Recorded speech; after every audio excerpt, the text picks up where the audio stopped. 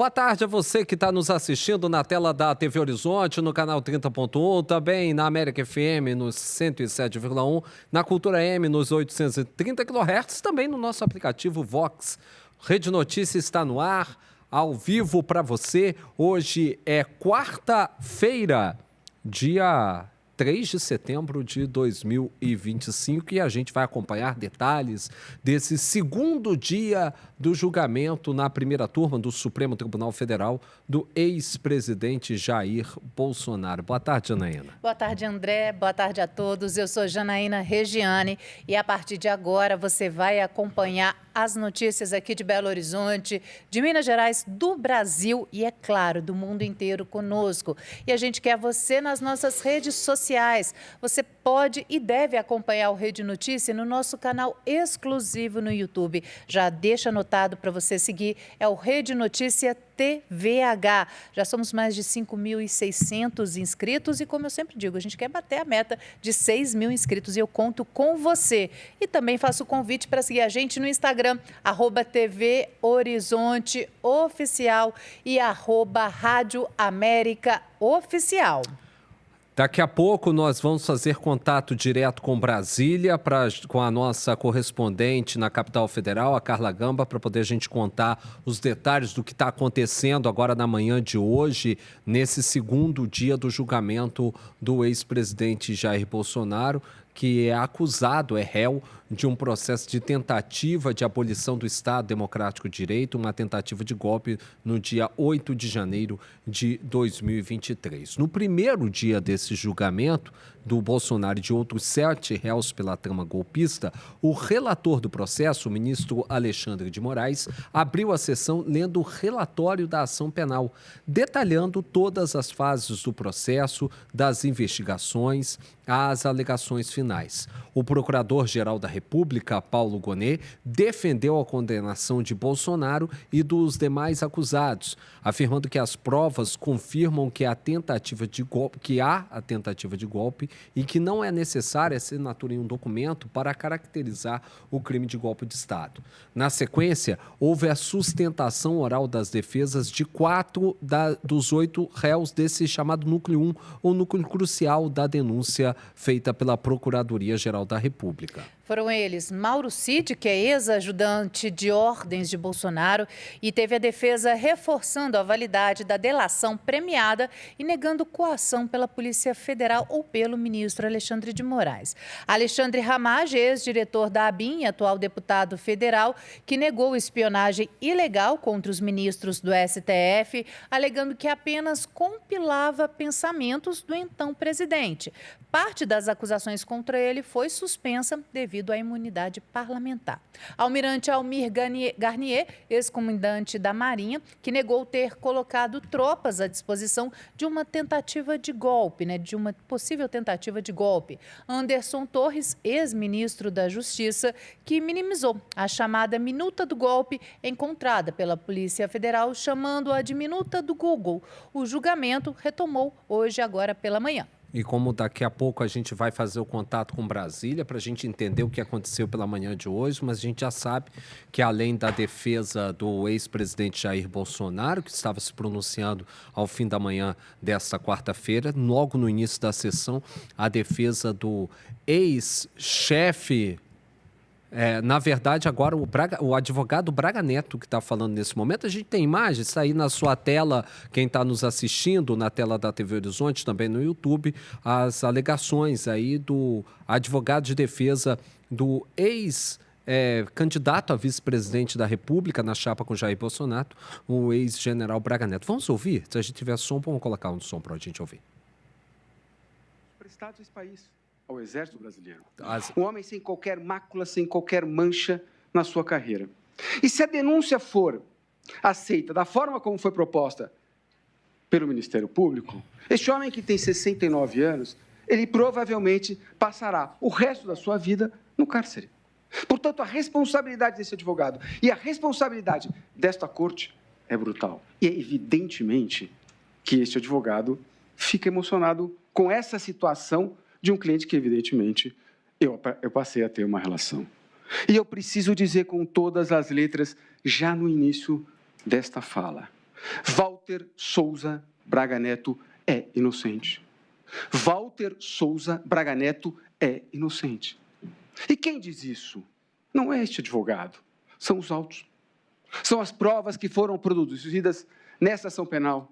São as testemunhas de defesa, são as testemunhas de acusação, são os interrogatórios e são os inúmeros documentos que foram juntados neste processo. Presidente Zanin, essa defesa não desconhece o clima deste julgamento. Lá fora. Aqui dentro, não. Aqui dentro eu estou falando do Supremo Tribunal Federal. Aqui dentro eu estou falando dos magistrados mais experientes desse país. Essa aqui é serenidade. Aliás, como foi o julgamento aqui dentro? Você viu aí as alegações, o advogado José Luiz, repete o sobrenome para mim, pessoal da produção, por favor. José Luiz Oliveira, advogado do general Braga Neto, que foi candidato à vice-presidência da República na chapa de Jair Bolsonaro, derrotado nas eleições presidenciais de 2022. Já falou hoje o advogado do ex-presidente Jair Bolsonaro e também o advogado do ex-chefe do Gabinete de Segurança Institucional, o GSI, o general Augusto Heleno. Esses três já falaram, defendendo aí os seus respectivos clientes. Ainda tem outros dois generais que, vão defender aí as defesas, vão fazer as suas defesas. Ele é o último a falar, então tá aí a informação da nossa produção que o José Luiz Mendes de Oliveira Lima, o advogado, é o último a falar entre os advogados de defesa nessa manhã desta quarta-feira. Daqui a pouco a gente vai fazer contato com Brasília para poder a gente trazer a informação ao vivo, direto do Supremo, contando como é que foi essa manhã aqui no nosso Rede Notícia. E continua internado em hospital em Betim, aqui na região metropolitana de Belo Horizonte, um homem de 46 anos que ficou ferido após um deslizamento em uma obra de construção de um supermercado. Um outro operário de 59 anos morreu soterrado. Quem conta os detalhes é o repórter Newton Lopes. A Polícia Civil e o Ministério do Trabalho investigam as causas do deslizamento de terra que causou a morte de um homem de 59 anos e deixou outro de 46 anos ferido. Ele precisou ser internado no Hospital Municipal de Betim. De acordo com os bombeiros, uma das hipóteses é que a base que sustentava a estrutura não suportou o peso da terra, o que provocou o desmoronamento. O secretário-geral do Sindicato de Trabalhadores da Construção Civil de Betim, Cristiano Marques, detalha quais os principais cuidados podem ser tomados para evitar esse tipo de acidente nas obras. Hoje, atualmente, existem as NRs, E tem uma NR específica que trata da construção civil, que é a NR18. Nessa NR, ela vai tratar sobre a questão de escavação, alguns cuidados mínimos, que é a questão mesmo do escoramento, que pode evitar uma situação dessa como desmoronamento, e alguns cuidados básicos, sinalização do local, a proibição de máquinas pesadas próximo a valas, poderia estar evitando. Infelizmente, a gente não conseguiu acessar o local, do acidente, mas pelas informações também que nos chegaram, tinha deficiência dessas proteções, que era a questão mesmo do escoramento, que poderia evitar esse tipo de acidente. Antônio Henrique, diretor do sindicato, reforça que a empresa responsável pela obra não tem a CIPA, Comissão Interna de Prevenção de Acidentes, devidamente registrada no sindicato. Uma outra coisa que a gente vai ter que ficar atento também aqui é com a fiscalização que vem depois, porque até agora essa obra a gente nem sabe se ela tinha uma CIPA constituída. Quando tem menos de 20 empregados não é uma CIPA, é um CIPA, é um designado. De acordo com Eles não registraram isso aqui no sindicato. De acordo com a portaria do Ministério do Trabalho, não sei se é a 3014, não sei se é a de cabeça não. Isso, eles têm a obrigação de registrar a CIPA no sindicato. Não registrou não. Já o superintendente regional do trabalho, Carlos Calazans, comenta que os casos de morte por acidentes de trabalho são recorrentes em Minas Gerais e no Brasil. Hoje nós temos em Minas Gerais e no Brasil uma triste realidade.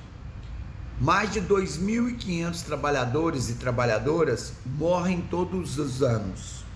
Isso acontece nos últimos 10 anos. Nós não conseguimos reduzir esses números trágicos. Acidentes fatais têm sido uma rotina e que tem mobilizado a Superintendência do Trabalho em Minas Gerais, com auditores e auditoras que são deslocados para os locais de acidente para apurar as causas e as consequências, como aconteceu hoje na cidade de Betim. Repórter Newton Lopes. A Precom Pré-Fabricados, em nota, informou que prestou serviços específicos e pontuais no local da obra e que o serviço prestado pela empresa terminou no dia 28 de julho. O jornalismo da Rede Catedral procurou ainda a rede de supermercados responsável pela obra, que, segundo o sindicato, está construindo o empreendimento no local, mas até o momento não obtivemos resposta. Mais um problema. Problema, aliás, esse, né, de mais uma obra com um operário morrendo, como aconteceu lá no Belvedere, lembra? Claro. Né, que teve até indiciamento do engenheiro. Isso é obra, isso é problema de engenharia. Não se soterra ninguém, não cai, não tem deslizamento se você não mexer num lugar que não deve mexer. Essa que é a verdadeira história. Nós procuramos ainda também a gerência do Ministério do Trabalho e Emprego em Betim para comentar o caso, mas também não obtivemos retorno. Cerca de 120 policiais federais e 7 auditores fiscais e analistas tributários da Receita Federal cumprem 30 mandados de busca e apreensão e 5 mandados de prisão, sendo 4 no Brasil e 1 na Irlanda, na região noroeste da Europa, contra uma organização criminosa sediada no Brasil e em países europeus, focadas no tráfico internacional de pessoas para exploração sexual e lavagem de dinheiro. A Operação Cassandra ocorre em 6 estados brasileiros, incluindo Minas Gerais, além do exterior, onde contou com a participação de autoridades irlandesas. A investigação policial teve início a partir de uma notícia-crime transmitida pela Interpol da Nova Zelândia, na qual foi notificada a possível participação de um cidadão brasileiro em uma rede de tráfico de pessoas para exploração sexual.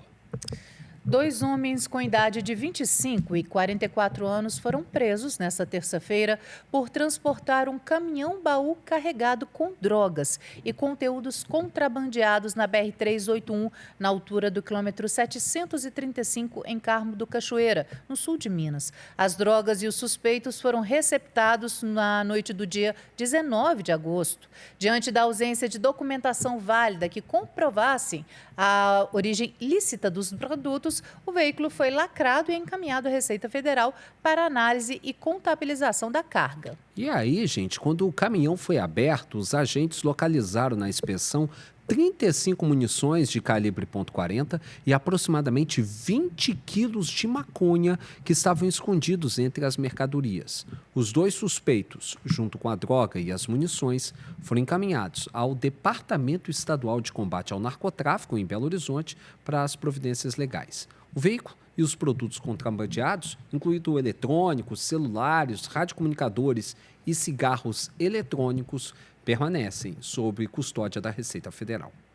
E a Polícia Rodoviária Federal de Minas Gerais apreendeu na tarde desta terça-feira uma grande quantidade de medicamentos usados em tratamento de emagrecimento e outras mercadorias de origem estrangeira sem documentação fiscal durante uma fiscalização realizada na BR-381, no quilômetro 679, na cidade de Perdões, no sul de Minas. O material foi encontrado em um veículo ocupado por um casal com idades de 46 e 40 anos. Dentro do carro estava uma grande quantidade do medicamento tizerpatida,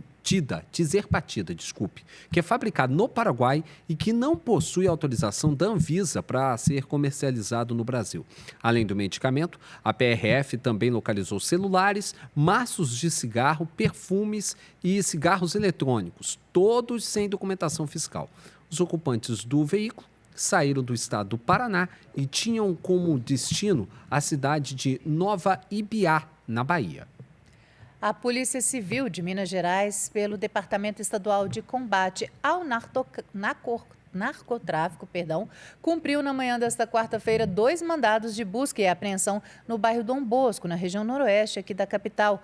Durante a ação, foram localizadas em uma casa estufas para a produção da super maconha, skunk, e uma grande quantidade da droga. O endereço do imóvel e a idade dos presos ainda não foram divulgados. A gente recebeu agora há pouco uma informação da própria Polícia Civil dizendo que um dos presos era um biólogo. A gente dá para ver pela sua sofisticação, quem está nos assistindo na TV Horizonte e também no nosso YouTube, a sofisticação das estufas, a produção tem que ser gente realmente que entenda de produção, né? De cuidado e de manejo de plantas, né? Apenas que aí as ervas são aquelas que só fazem mal, né? É verdade. Verdade. Agora, em Belo Horizonte, 12 horas e 16 minutos. A Polícia Civil realizou uma operação contra desmanches de veículos no Vale do Jatobá, na região do Barreiro. Repórter Giovanni Rodrigues acompanhou a coletiva e traz os detalhes do caso. Giovanni, o que encontraram de carro desmanchado aí foi uma festa, hein? Muito boa tarde. Pois é, André e Janaína, nós estamos falando de um dos maiores desmanches de carros aqui na região do Barreiro, no Vale do Jatobá. É isso aí, a Polícia Civil prendeu em flagrante um homem de 23 anos. E olha só como que funcionava. Este homem de 23 anos, ele é mecânico, ele usava a própria oficina como desmanche e ele morava bem próximo ali do local. E com isso, os moradores, olha só, nem desconfiavam aí da ação desse homem. Ele foi preso e encaminhado para o Ceresp da Gameleira. Nesta oficina do bairro Jatobá, aqui na região do Barreiro, foram apreendidos 7 automóveis, 4 motores e uma quantidade bem significativa de peças de veículos de origem criminosa e também um veículo que apenas 3 dias atrás tinha sido furtado.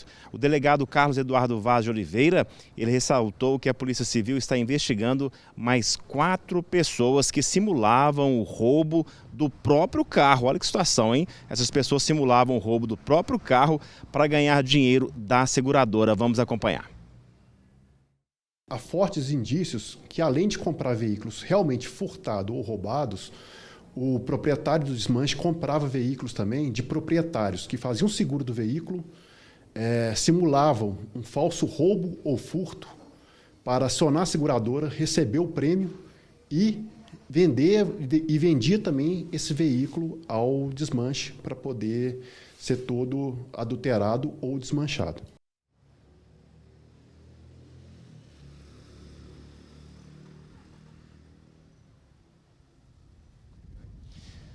Muito bem, olha só, levantamentos indicam que os suspeitos adquiriam veículos furtados ou roubados por aproximadamente 10% do valor de mercado, com a intenção de cloná-los para revenda ou desmontá-los, alimentando assim o comércio ilegal de peças. Este homem, ele está sendo investigado por adulteração de sinal identificador de veículos automotores e também receptação qualificada. André e Janaína. Obrigado, Giovanni. Obrigada, Giovanni. 12 horas e 18 minutos, a gente vai agora para um rápido intervalo e na volta a gente vai falar sobre o segundo dia de julgamento do ex-presidente Jair Bolsonaro. 12 e 18.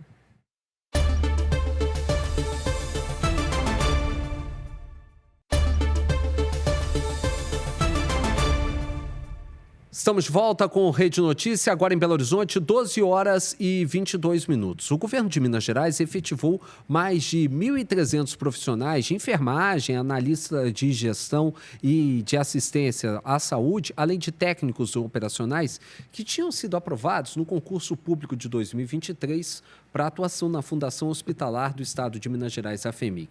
Repórter Lani Grace acompanhou a cerimônia que aconteceu agora na manhã desta quarta-feira na cidade administrativa e traz as informações. Boa tarde, Erlane. Boa tarde, André, Janaína e a todos que nos acompanham no Rede Notícia. O governo de Minas deu as boas-vindas hoje aos 1.400 novos servidores da FHEMIG. E o anúncio veio em meio à polêmica do possível fechamento dos 16 leitos pediátricos do Hospital João Paulo II. Eu perguntei ao secretário de Saúde, Fábio Baquerete, se há alguma possibilidade disso acontecer, se há algum estudo sobre essas medidas de fechamento, e ele explicou. Ninguém pode ficar preocupado. O que nós queremos é atender mais e melhor a população e não redução de leitos. Já a presidente da FHEMIG, Renata Dias, explicou de que forma a chegada desses novos servidores pode impactar no atendimento nas unidades. Os servidores eles foram entrando aos poucos porque a assistência é algo muito sensível, né? Então a gente não pode fazer essa substituição de pessoal de uma hora para outra, né? Então antes a gente havia contratados e esses servidores agora eles substituem esses contratados. A rede FEMIG hoje, né, depois da chegada desses servidores, a gente vai ser quase 100% todos os servidores efetivos. Os novos profissionais vão atuar nas áreas da enfermagem, análise de gestão e assistência à saúde, além de apoio técnico operacional. Volto com vocês aí no estúdio. Obrigada, Erlaine.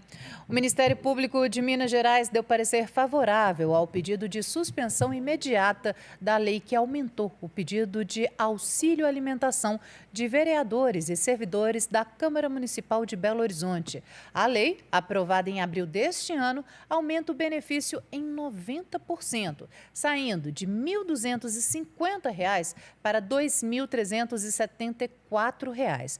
O promotor Mário Conite Iguchi Júnior, que assinou o pedido de suspensão, recomendou que os pagamentos voltem ao valor anterior até o julgamento final da ação popular que questiona a legalidade do reajuste aprovado.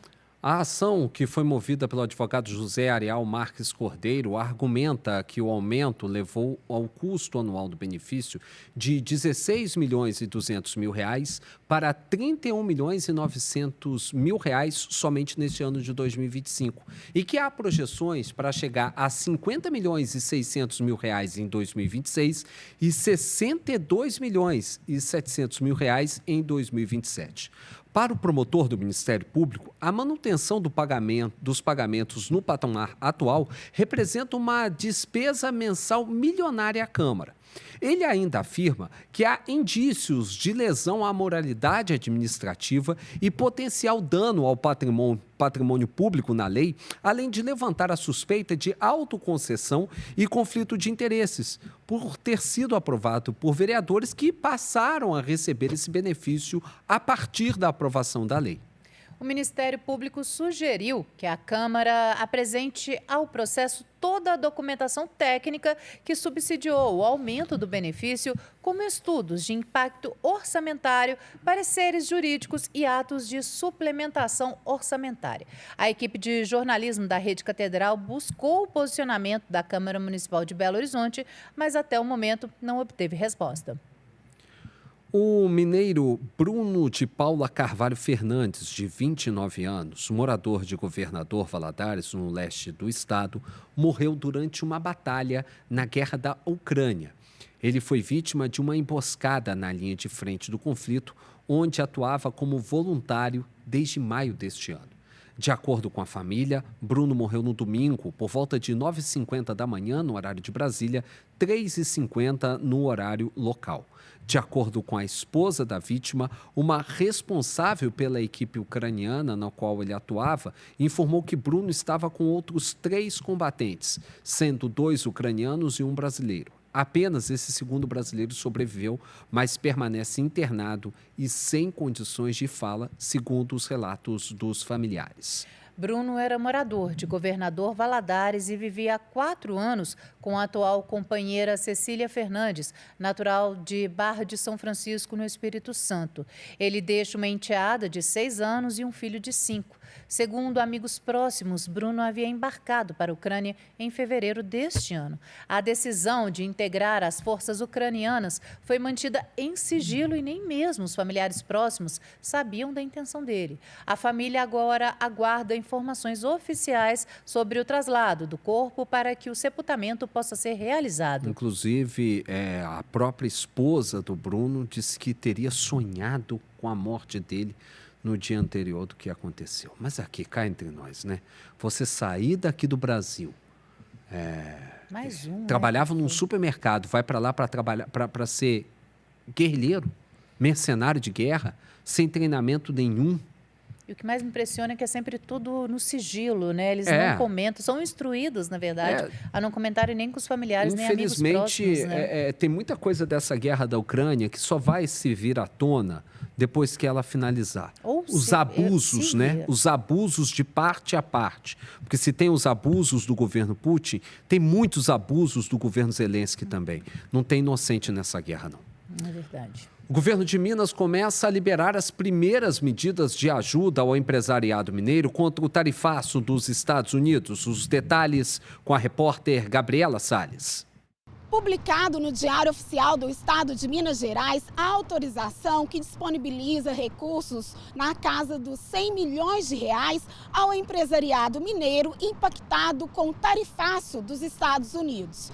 A medida será implementada a partir deste mês e vai até dezembro de 2025. Todo o empresariado deve receber cerca de 25 milhões de reais. A medida deve beneficiar as indústrias da metalurgia, automóvel, farmacêutico e alimentícia. E autoridades brasileiras participam de uma missão nos Estados Unidos para tentar negociar a taxa de 50% aplicada pelo presidente Donald Trump sobre os produtos brasileiros. A iniciativa ocorre em paralelo à audiência pública convocada para o dia 3 de setembro, hoje, em Washington, para analisar a investigação aberta contra o Brasil sob a seção 301 da Lei de Comércio dos Estados Unidos. O presidente da FIENG, a Federação das Indústrias dos Estados de Minas Gerais, integra a comitiva empresarial liderada pela Confederação Nacional da Indústria e detalha as ações do grupo. A expectativa da missão é que nós tenhamos reuniões com empresários americanos para traçar estratégias em conjunto para que ambos os lados possam pressionar seus governos para que nós tenhamos uma solução para essa crise das tarifas impostas aos produtos brasileiros. Então, é um trabalho que deve ser realizado em duas frentes. Os empresários brasileiros pressionam o governo brasileiro e os americanos pressionam o governo americano. Então, nós vamos tentar lá criar essa frente de apoio mútuo e manter com isso uma comunicação próxima e também, claro, com esse tipo de ação a gente estreita o relacionamento com os nossos principais clientes.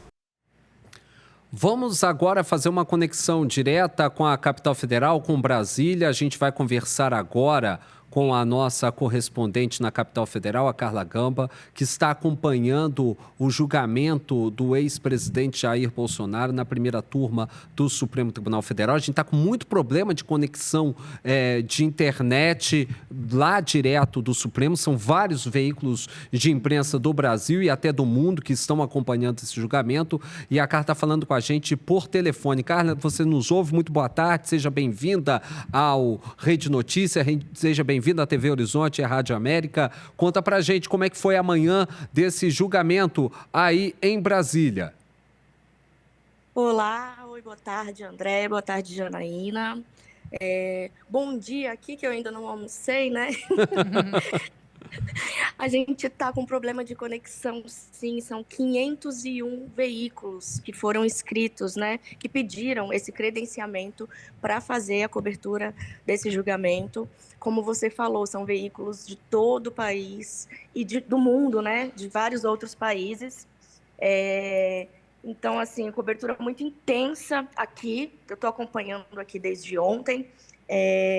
Por enquanto, o julgamento corre dentro da normalidade, tem uma segurança muito ostensiva aqui na região da Praça dos Três Poderes.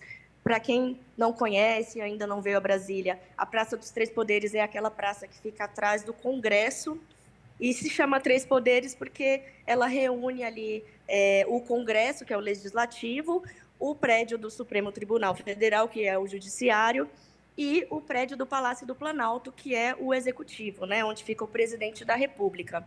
Essa região toda foi fechada, o perímetro todo foi delimitado ali, e ele vem sendo acompanhado, né, por essas forças policiais. Então, para vocês terem uma ideia, o prédio onde acontece o julgamento, ele é um dos prédios que a gente chama de anexo, aqui do Supremo. E aí, a cada período, por exemplo, o julgamento começou ontem pela manhã, teve um intervalo para almoço, então todo mundo sai do prédio, sai da sala da primeira turma, que é onde ocorre o julgamento, e os policiais fazem uma varredura geral ali na sala, né? Então, existe essa preocupação, mas, por enquanto, não tem nenhuma intercorrência em relação à segurança. Não tivemos manifestações aqui próximo. Acho que vocês podem ter visto, né? Nosso público pode ter visto aí pelos veículos também. Tiveram manifestações próximas ao condomínio do ex-presidente Jair Bolsonaro, mas aqui próximo está bem tranquilo. Nós estamos ainda, desde ontem, na fase agora das defesas, né, onde os advogados dos réus falam, e a gente está terminando essa fase, na verdade. A gente está agora com o advogado do general Braga Neto, fazendo a sustentação oral. Carla, antes do Braga Neto, né, da defesa do Braga Neto, a defesa do Bolsonaro também se pronunciou. Qual que foi a síntese desse pronunciamento do advogado do ex-presidente e o que ele defendeu durante as suas alegações? Falaram os dois advogados, eles dividiram, né, o tempo. Cada defesa, lembrando, cada defesa, na verdade, tem o tempo de 1 hora.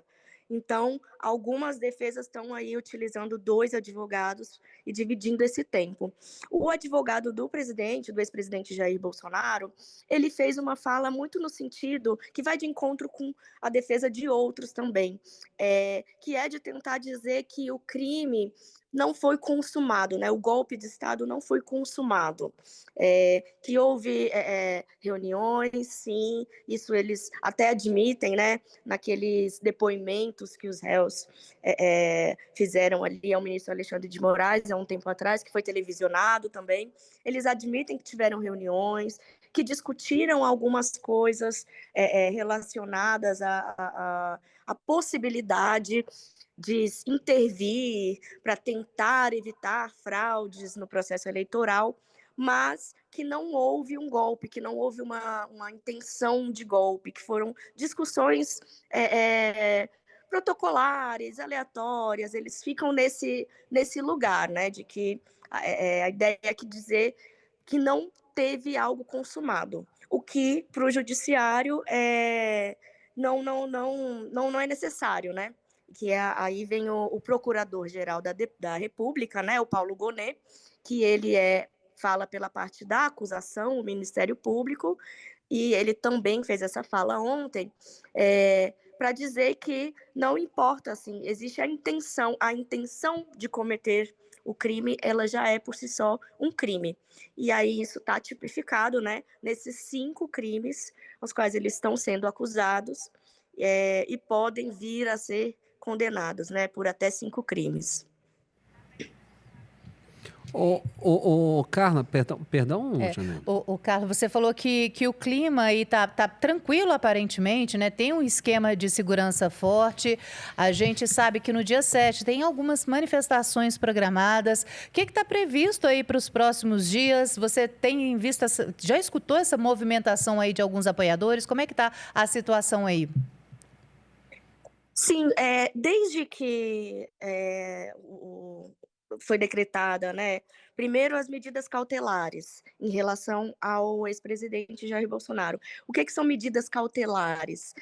São medidas que são tomadas para evitar que o réu tenha que ser preso. Quando o juiz ele acha que o réu não precisaria ficar preso, ele pode ser monitorado, ele aplica medidas cautelares, e no caso do presidente, né, do ex-presidente Jair Bolsonaro, foi a tornozeleira eletrônica, o recolhimento dos passaportes todos, proibição de sair do país. E desde que isso foi decretado, existe uma mobilização, já existiram mobilizações pontuais aqui nessa região central de Brasília. Tiveram carreatas, mas desde essa decretação desse uso de tornozeleira eletrônica, o Supremo reforçou também essa segurança, né? A segurança da esplanada como um todo.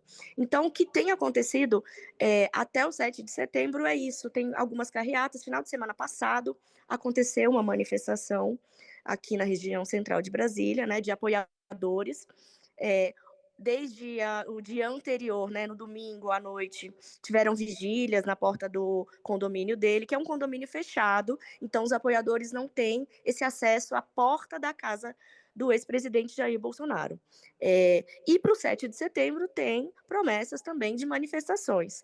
O que a gente não sabe é se esses apoiadores eles vão conseguir chegar nessa região da Esplanada, porque no 7 de setembro a gente tem também a comemoração aqui da independência da República, é um grande evento, né, que vai o presidente, vão ministros de Estado, muitas autoridades. Então, o que está previsto é um policiamento ostensivo também.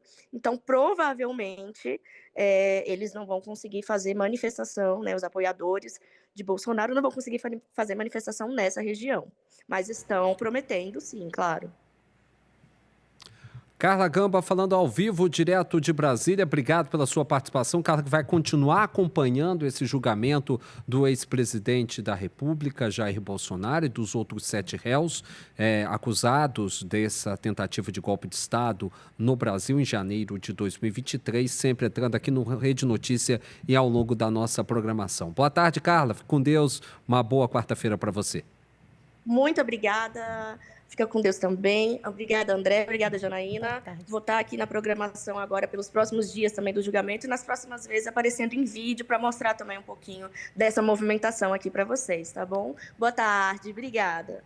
Tá certo, Carla. Vamos rapidinho para o intervalo. Na volta, a gente aqui no Rede Notícia conversa com o deputado estadual Rodrigo Lopes, do União Brasil. É daqui a pouco, depois do intervalo. Agora em Belo Horizonte, 12 horas, 40 minutos.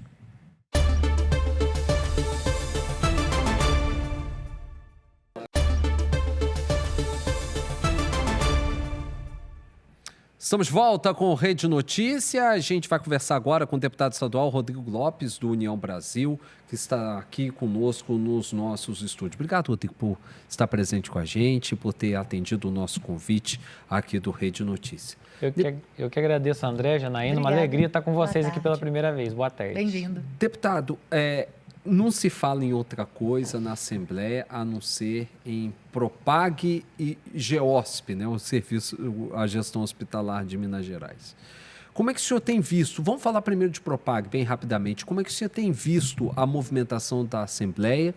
E, no seu entender, a Assembleia deve ou não se debruçar sobre a PEC do referendo sobre Copasa e CEMIG e dar uma opinião de fato sobre federalização ou privatização dessas duas empresas? Qual que é a sua opinião? Bom, primeiramente dizer que a Assembleia tem feito seu papel desde maio que está tramitando esses projetos. A gente já votou a adesão, a gente já votou a sessão do Comprev, que são os valores de compensação previdenciária. A gente já votou a possibilidade de autorizar a utilização dos valores creditórios, que são aqueles valores que o Estado tem a receber, né, tributários e não tributários.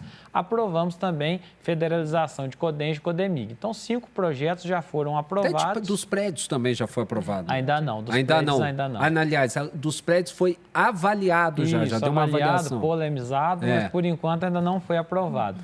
Nós temos a questão do referendo, que é o X da questão hoje no que diz respeito a Copasa e CEMIG. Né? Por quê?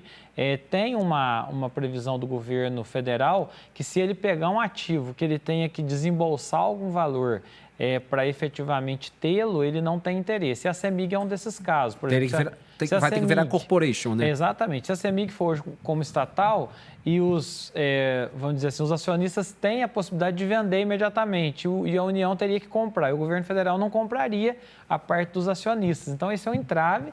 Ela tem que virar uma corporação, então isso se tornaria através de uma e abriria a porta para privatização e o governo federal seria um acionista dentro desse processo. Copasa, né, também, embora acreditemos que o governo federal não tem interesse por ser uma companhia de saneamento, mas ela passa pela mesma premissa e o governo sinalizou a possibilidade de vendê-la e utilizar o recurso para essa finalidade. Temos outros projetos, né, um do que trata da diminuição do quórum para votar uma PEC, que acredito que de todos seja o mais inviável, até porque não é diminuir o quórum para um projeto, você vai estar diminuindo o quórum sempre da Assembleia.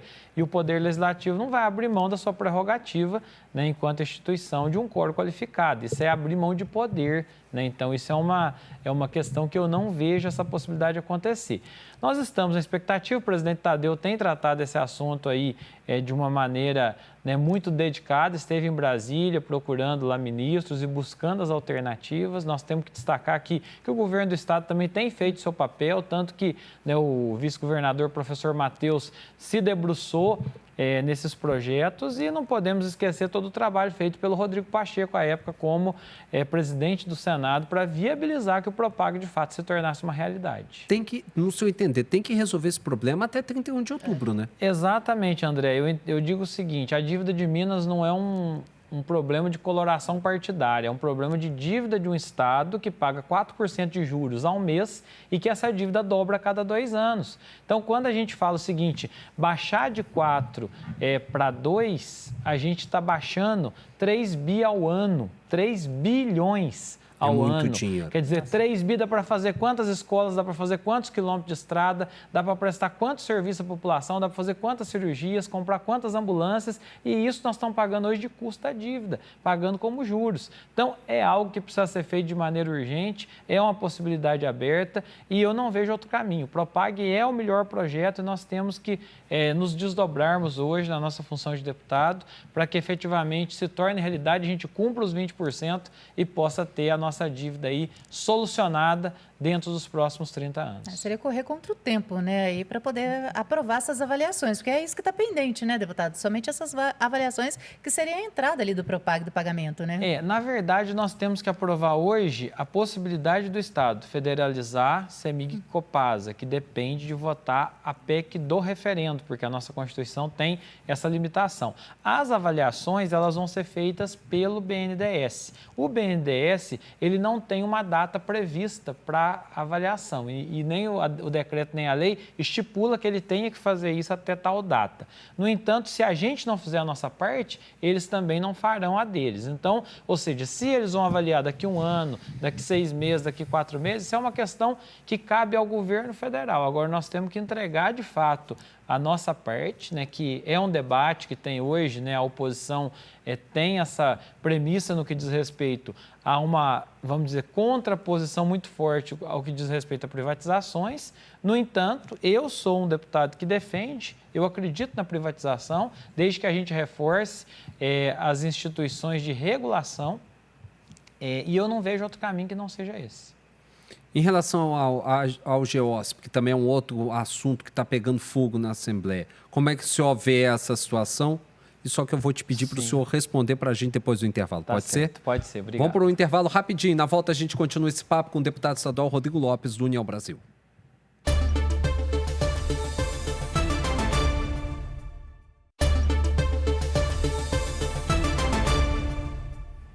12 horas e 51 minutos, estamos de volta com o Rede Notícia, conversando com o deputado estadual Rodrigo Lopes, do União Brasil. Deputado, o André tinha feito a pergunta sobre o GEOSP no último bloco com o senhor, em relação ao senhor. É viável essa questão de terceirizar a saúde pública aqui no estado? Como é que o senhor avalia isso? Eu entendo, Janaína, que é uma alternativa que nós temos, né? Nós precisamos buscar as alternativas que temos. Eu vejo, assim, serviços essenciais como saúde e educação é sempre um pouco nevrálgico falar em privatizar. Agora, se a gente tiver uma regulação e um acompanhamento muito próximo, eu vejo sim como uma grande alternativa. A gente tem casos já de sucesso na Prefeitura de Belo Horizonte, onde a gente vê as escolas municipais que são hoje de PPPs e que têm resultados muito bons. Nós temos também inúmeros casos da saúde preventiva, da atenção básica sendo feitos, e eu não vejo outra alternativa. O hospital ele precisa se profissionalizar, principalmente os hospitais, trazer de fato uma condição de um serviço cada vez de melhor qualidade para a população. Então eu vejo que o poder público ele está buscando alternativas, nós temos que reconhecer a importância do servidor público. No entanto, a gente vai evoluindo no decorrer do tempo e eu vejo isso como uma alternativa. Teremos, com certeza, muita polêmica e muito debate na Assembleia até esse projeto passar em definitivo, mas eu acredito que ele vai ser aprovado. O senhor faz parte de um partido, União Brasil, que fechou uma federação com o PP, com progressistas. Ontem, em Brasília, foi anunciado o desembarque dessa federação do governo Luiz Inácio Lula da Silva. Mas vamos deixar um pouco de lado esse panorama federal, vamos trazer a conversa aqui para Minas Gerais.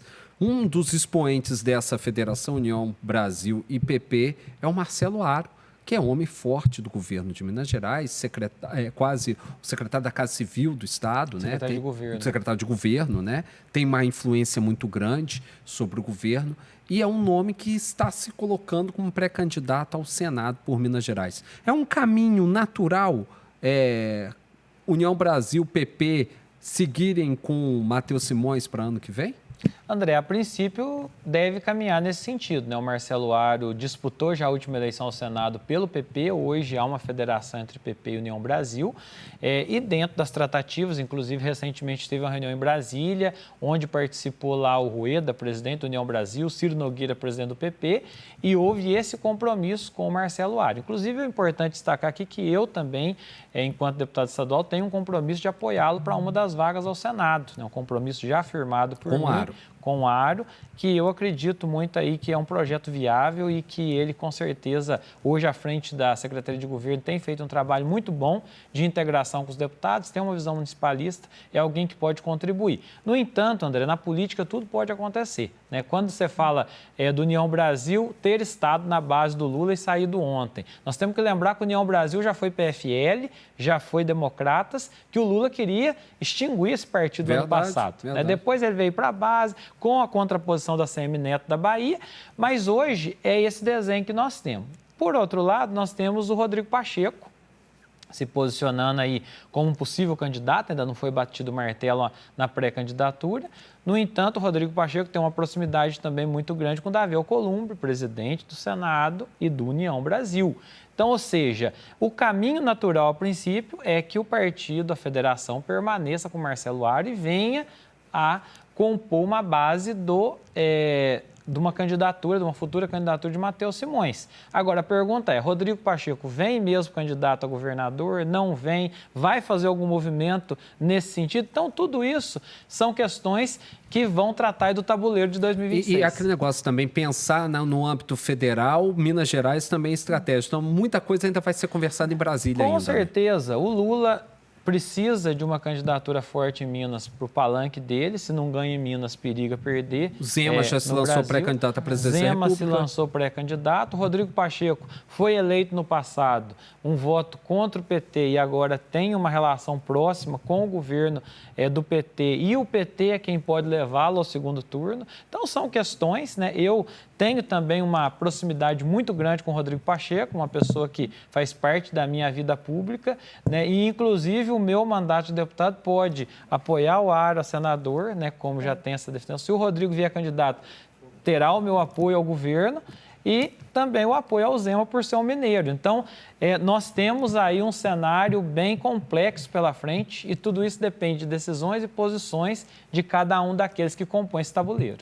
Minas Gerais é um estado importante, né? O segundo maior eleitorado. E está todo mundo de olho aqui, né, deputado? Com certeza, todo mundo de olho e a gente vem agora para uma sucessão. Não é um processo de reeleição hoje como foi do governador Zema no passado. Então, o cenário está tão aberto em 2026 quanto esteve em 2018, que deu o Zema, que foi, né, um azarão daquele processo, onde tinha uma polarização entre Pimentel e Anastasia, foi tirada a candidatura de Rodrigo Pacheco, foi tirada a candidatura de Márcio Lacerda e o Romeu Zema veio e levou aquela eleição e quase que leva no primeiro turno. Então, 2026, eu imagino que Cleitinho está fora, na tua opinião? Acredito que não, Cleitinho. Não, mas eu digo do teu apoio, não. Cleitinho, nesse momento, não tenho, vamos dizer assim, uma familiaridade, né? Eu teria hoje um compromisso firmado com o Rodrigo Pacheco, né? E o Rodrigo não sendo candidato, uma possibilidade de caminhar com o Matheus Simões muito grande por compor hoje a base do governo Romeu Zema. Então, nós temos ainda que compreender, né? Não seria hoje uma alternativa que eu avalio apoiar o Cleitinho. Mas nós temos que ver ainda tudo isso que vem pela frente. Verdade, tem muita água. Tem muita água, é verdade. E tem muitos nomes também, né, deputado? Com certeza, ali o filho ontem no PDT, né? Ou pelo menos anunciou que vai filiar. Você acha que pode acontecer de ter essa disputa e ter essa rixa dentro do próprio partido em 2026?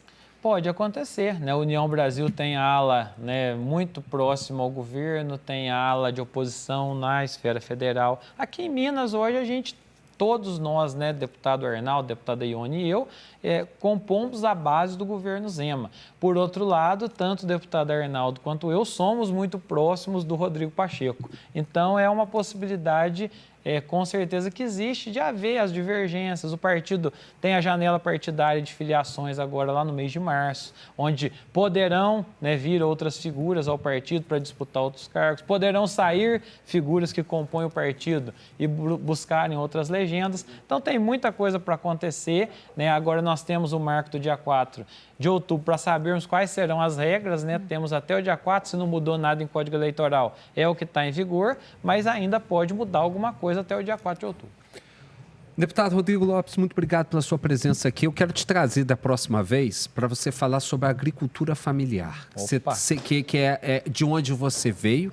Você saiu do campo, da agricultura de família, né, daquela família que vive do campo, tira o seu sustento do campo, tira o que comer do campo. Exatamente. E chegou ao parlamento. A gente quer falar um pouco mais sobre isso, a importância também da agricultura familiar para a potencialidade do agro em Minas Gerais e o quanto que ela pode contribuir nesse cenário. Com certeza, já deixo um convite para o senhor. Vai ser uma alegria voltar aqui, uma alegria estar aqui com vocês. Posso falar da agricultura familiar, tem muita coisa, das nossas tradições do sul de Minas, né? E também uma alegria poder estar aqui, eu que sou católico, né? Fui ministro de Eucaristia, catequista, músico da igreja, fui criado dentro da comunidade, vivi a experiência na renovação carismática e poder participar aqui da rede que está vinculada, né, à diocese, vinculada, de fato, a esse trabalho também de evangelização tão importante. Muito obrigado. Portas sempre abertas para você. Tá certo, muito obrigado, grande abraço. Rede Notícia está ficando por aqui. Júnior Brasil já está prontinho para falar de muito futebol agora no Bola na Rede. E o homem voltou, Júnior Brasil, Sampaoli de volta. A pergunta que não quer calar, dando bom dia ou não, Júnior? E outra coisa, já prepararam um chazinho de camomila para o homem ou vai botar mesmo um belo de um energético para ele ficar mais ligadão ainda, hein, Júnior?